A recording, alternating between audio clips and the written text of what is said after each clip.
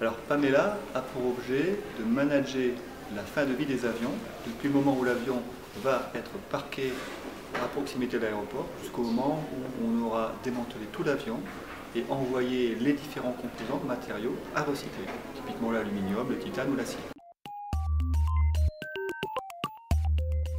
Au début, ce n'était pas un projet d'économie circulaire, c'était un projet de recyclage, de gestion d'un produit en fin de vie dans le cadre d'une approche ISO 14001, gestion du cycle de vie.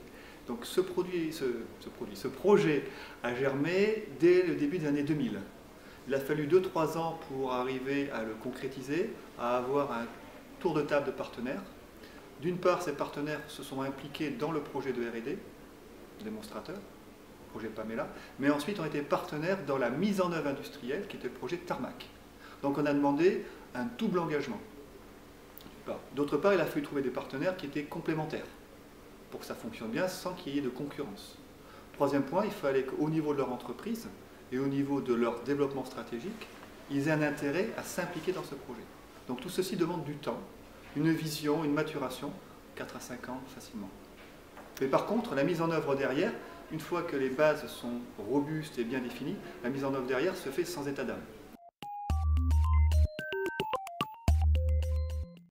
Alors les bénéfices, c'est du gagnant-gagnant et même au-delà de ce qu'on imaginait. Alors d'abord, on est parti dans un champ de maïs et maintenant vous avez un bâtiment qui héberge les 380, des avions. Il n'y avait pas d'employés, on a 50 employés, on envisage d'arriver à 75 en France, à terme en Espagne 100. Donc ce sont des emplois créés dans des zones souvent qui ont des problèmes d'emploi. Deuxièmement, on a travaillé à créer de la valeur sur du déchet. C'est-à-dire que plutôt que d'avoir des taux de recyclage très faibles dans des taux de recyclage très forts, on passe de 45% à plus de 90% de valorisation et de recyclage.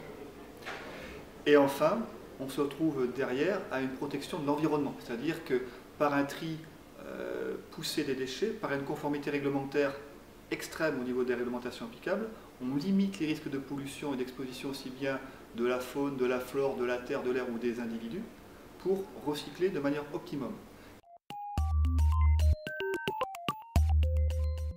Alors, le plus beau souvenir, c'est d'avoir pu, sur la base du projet Pamela Life sur un A300, un avion de première génération, faire un A380.